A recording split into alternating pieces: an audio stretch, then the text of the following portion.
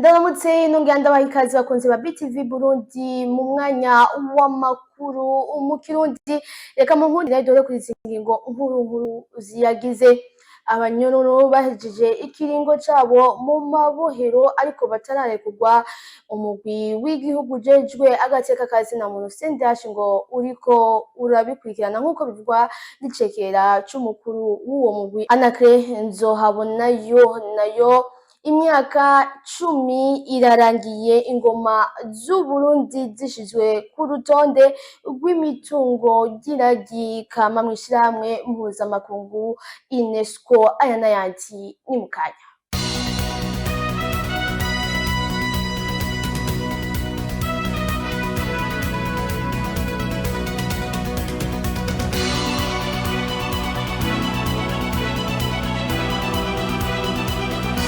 Ndasubiye kubaha ikaze. Igice kinini c'abanyororo bahawe ikigongwe n'umukuru w'igihugu c'u Burundi Evariste Ndayishimiye bararekuwe, ariko kandi n'abanyororo bahejeje ikiringo cabo batararekurwa. Umugwi w'igihugu ujejwe agateka ka zina muntu CNDH uriko urabikurikirana nk'uko bivugwa na Anacre Nzohabonayo, icegera c'umukuru w'uwo umugwi. Ni nkuru ya mugenzi wacu Jules Verne Nakimana. Abanyororo barekuye ku kigongwe c'umukuru w'igihugu, benshi muri bo baramaze kurekurwa nk'uko bishikirizwa na Anacre Nzohabonayo, icegera c'urongoye umugwi w'igihugu ujejwe agateka ka zina muntu CNDH.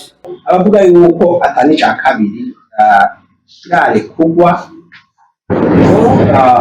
sinabizi iyo bakura ayo ma information, ariko twebwe muri CNDH turaheza kugendera amabohero turabe aho vyo babigeze. Uyu munsi twizere ibiharuro vyashikirijwe na Procureur General de la République cyo ku mugoroba, yavuze yuko ari 4,000 bimaze kurekurwa.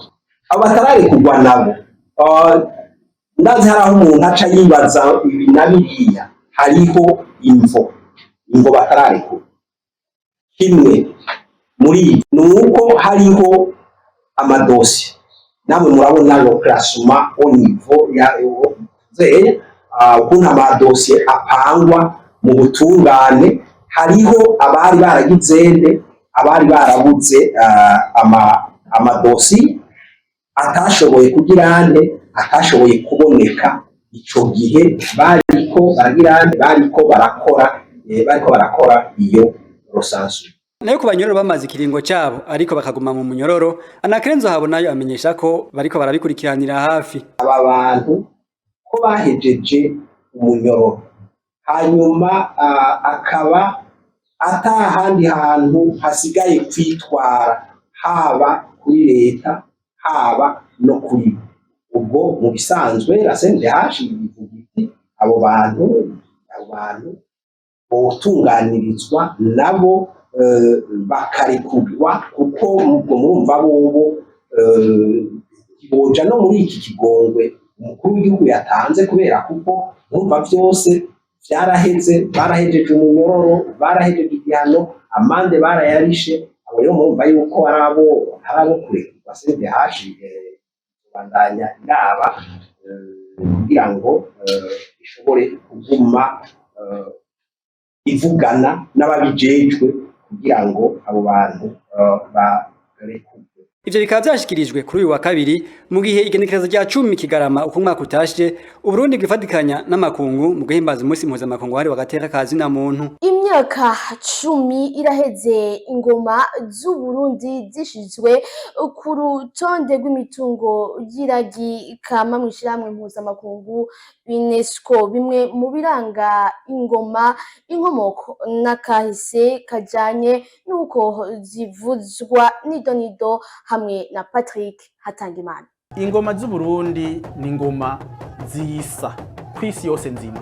Ingoma z'Uburundi ziriyisa. Kubisanzwe ingoma zifise amabara atatu. Ubwa mbere na mbere zirafise ibara ry'icahi ariko rushato, zikagira ibara ry'igiti zabajwemwo, hakaba kandi n'umubabo, umubabo uri hepfo. ingoma z'uburundi ni iz'uburundi, ni iteka ry'iwacu, ni ibanga ry'iwacu. Mu mwaka wa 2014 ingoma z'uburundi zashizwe ku rutonde rw'imitungo y'iragikama iranga ubuntu mu ishirahamwe mpuzamakungu UNESCO bwitaho ubuhinga n'imico kama. Nubwo atagihenyezina kiramenyekana c'inkomoko y'ingoma mu Burundi, biravugwa ko ingoma yazananye n'intwaro y'umwami Ntare Rushatsi Cambarantama. Ingoma zamye zifise ikibanza gikomeye mu buzima bw'abarundi baho hambere nk'umushinge w'ubwami n'intwaro y'umwami. Ingoma cari ikimenyetso co gukwiragiza ubuntu, amahoro, umwumvikano, urukundo, ukunwana no gusenyera ku mugozi umwe hagati y'abarundi, nk'uko bivugwa n'umushakashatsi akaba n'umukurambere Patiri Adriano Ntabona. Ingoma niryo ryari ijwi ry'ishaka ry'Imana, maze Imana igaca mu ngoma mu guhezagira no gukingira umwami, Uburundi n'abarundi. Patrice Ntafatiro, umutimbo w'inzobere akaba n'umushakashatsi, arasigura bimwe mu biranga ingoma namwe mu mabwirizwa n'imiziro ijanye no gukana no kuvuza ingoma. Abavuzi b'ingoma bambara amabara y'Uburundi. Hariho abatimbo kuva kuri base na basekuru bavuza ingoma, bagiye barahanahana ibanga kandi iryo banga bakaribandanya. Abo n'abatimbo. Kubisanza abatimbo nibo bavuzi b'ingoma n'abafise umwuga wo kuvuza ingoma. Nta ukana ingoma atariko aranywa, nta muntu avuza ingoma numwe yambaye icuma. Ibi byose kirazira kwambara ivyuma. Nta muntu yambara ibirato hama ngo avuze ingoma. Nta mutimbo ahena. Kiraziririzwa. Uri kuratamba ipfundo rigapfunduruka ucuva ku ngoma. Buno nyene ucuva ku ngoma ukacusubira inyuma. Umuntu wese atera mu ngoma atera ari umwami, atera yitwa umwami. Ntushobora umwami ne ntatukana. Umwami nta muntu yita ngo sha, nta muntu yitwa ngo shaho. Oya, kirazira gutukana, kurabana nabi muvuza ingoma. Ico uwo n'umuziro. Kirazira kuvugana muvuza ingoma. Abavuzi b'ingoma, abatimbo, muba muzi ibyo muvuza, muba muzi ibanga mufise. Kirazira guha umugongo abarorerezi. Wewe uhejeje gutamba umwami ntaha umugongo. Nta bantu baraba umwami mu mugongo. Kirazira guhenura ingoma, umuheto ubuvunitse, ingwano kandi kibandanya. Kirazira gutumurisho hasi n'umwami, imyampu yitaye nukuvuga ko urugamba rukunaniye. Kirazira kutubaha ingoma zivuga Imana, umwami, Uburundi. Tugiza kuronka umwami umwe, umuntu ariko aratamba n'umwe. Niyo batamvye ari babiri, burya ntibitwa ko arabami babiri, n'abantu babiri bari mu gishingo c'umwami umwe. Kirazira kugira abatimbo bangana n'ingoma. Habwirizwa kuguma hariho umutimbo yirebanga. Uwo mutimbo yirebanga niwe aserukira ingoma akaremesha abandi. Kirazira gusiga ingoma yo kumuheto itagira umutimbo. Kirazira. Imbere y'umuzo w'abazungu, ingoma mu Burundi ntizavuzwa ahariho hose, umwanya wose n'uwari we wese. Yamara kuva mu myaka y'igihumbi kimwe n'amajana 930 aho umunsi mukuru w'umuganuro umariye gufutwa, ingoma zitangura kuvuzwa ku misi mikuru ya gikirisu nka Noel. Agaciro ingoma zari zifise kagiye karatituka. Mu mwaka wa 2017 niho umukuru w'igihugu c'u Burundi w'ico gihe nyakwigendera Petero Nkurunziza yasohora itegeko ryo gusubiza iteka ingoma z'u Burundi, ko bibujijwe ko umugore avuza ingoma canke ko ingoma zivugirizwa mu manza z'ubugeni n'ahandi atari mu misi mikuru y'igihugu, kandi ko imigwi yose ndangakaranga isabwa kubanza kwiyandikisha mu bushikiranganje bw'imico kama bagahabwa uruhusha kugira bemererwe kuvuza ingoma. Abaganga babiri b'abahiga hamwe n'umurongozi w'ikigoma Charles kijejwe ibijanye n'imigenderanire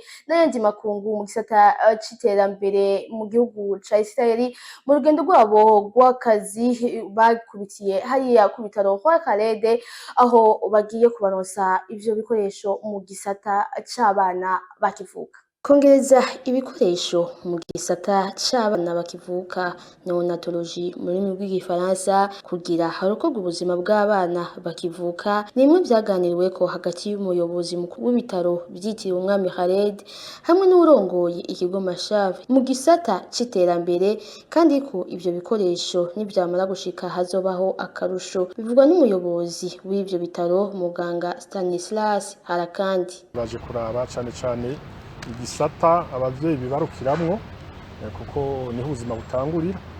Bararaba naho twakirira abana bavutse, baravye ibyo dusanzwe dufise barabishima, hama barabona yuko hari n'ibyo tudafise bashobora kudufashamwo, na cane cane no mu kwigisha abakozi basanzwe bakora mu gisata dushiramwo abana bakivuka, ico bita service de neonatologie. Intererano ubwa mbere kwa rukuraba ingene aho tugejeje, ubuhinga dufise, ibikoresho dufise, twibaza yuko mu minsi iri imbere bazogira ico batereye kuko babonye ibyo dukeneye twabivuganye, bagiye kwiga barabe mu buryo bafishe ibyo boshobora guterera. Eina Shane, umuyobozi w'ikigo Mashave ari naco kijeje gufasha igisata c'abana bakivuka neonatologie, avuga ko bari mu rugendo rw'akazi hamwe n'abahinga b'abaganga babiri mu ntumbero yo kuganira na leta y'u Burundi umugambi wo kurokora ubuzima bw'abana bakivuka mu Burundi. Abo baganga bakazogendera ibitaro bine baraba uko ivyumba vyo kuvyariramwo uko bimeze, baganire n'abaganga bavyaza, bige ingorane zihari. Uyo muyobozi arongera koko abana na cane cane inzoya bagera ku bice 10% ko aribo bakeneye imfashanyo kw'isi. Ati kandi ubuhinga buzokoreshwa ntibugoye kuko hakenewe imashini kandi kikaba ari ikintu coroshe gushiraho mu bihugu bitandukanye, akaba ari byo dushaka gukora kugira tuzorokore izo nzoya zingana ibice 10% kw'isi no mu Burundi harimo. Ico kigo kikaba kimaze imyaka 67 kibayeho, kikaba gikorera mu bihugu 140 kw'isi yose, kikaba gifise n'abaganga 350 bamaze gusohora harimo n'abarundi. Dutandukire n'amakuru avugwa mu makungu dushikirizwa na Jules Verne Nakimana. Mu gihugu ca Haiti wongeye kwaduka imishamirano imaze guhitana abantu 184 muri inondwi i Port-au-Prince mu gace ka Cite-Soel, mu kajagari katewe n'umukuru w'akagwi k'abagizi ba nabi bitwa abagangi. Iyo mishamirano imaze guhitana abantu bagera ku 5,000 muri uno mwaka. Antonio Gutierrez, umunyamabanga mukuru w'ishami mpuzamakungu, yari yamirije ubwo bugizi bwa nabi bumaze igihe bwibonekeza mu gihugu ca Haiti, akavuga ko abakora ivyo barakwiye gushigwa imbere y'ubutungane. Igihugu ca Haiti kimaze imyaka irenga 10 kiri mu ngorane n'umutekano muke bitewe n'akagwi k'abagizi ba nabi b'abagangi biba kandi bakongera bagafata ku nguvu abantu ndetse n'ubundi bugizi bwa nabi. Ubugizi bwa nabi bukomeza kwiyongera ku mugwa mukuru Port-au-Prince, aho ibice birenga 80% bigenzurwa nabo bagizi ba nabi b'abagangi. Ivyatumye abantu bagera ku 700 bagizwe n'igice kinini c'abana bahunga imiryango yabo, harimo n'ibihumbi 5 vy'abantu bahunze izabo muri no misi nkuko vyashikirijwe n'igisata c'ishiramwe mpuzamakungu citaho impunzi OIM. Kuri uyu wa kabiri ibihugu bitari bike vyo ku mugabane wa Buraya byarahagaritse gutanga ubuhungiro ku banyagihugu bo muri Syria, bibaza ko hashobora kwaduka akajagari mu ico gihugu cabo nyuma y'itembagazwa ku butegetsi rya Bashar al-Assad yararongoye ico gihugu. Inyuma y'ibihugu nka Autriche, Ubudagi, Denmark, Norvege, Swede hamwe n'Ubufaransa nabashikirije ko bahagaritse gutanga impusha n'ubuhungiro ku banyagihugu bo muri Syria. Deiziet aranegura kubona ubumwe bwa Buraya bwaramaze guhagarika impusha ndetse bakaba bariko bariga n'ingene impunzi zo muri Syria zosubizwa iwabo. Nayo ibinyamakuru mpuzamakungu biratekewe n'ubwoba kwishobora kwaduka mu gihugu ca Syria nyuma y'itembagazwa ry'ubutegetsi bwa Bashar al-Assad, igihugu kikaba kigenzurwa ahanini n'umuhari w'intagondwa w'abajihadiste. Ni kuri iyo nkuru duciye tunagiriza ko reka ndabashimire mwebwe mwese mwadukurikiranye, shimira abagenzi banje badufashije gutokanya ano makuru, ndabasaba kubandanya mukurikirana ibiganiro vya BTV Burundi, mugiraho mubahwe naho utaha.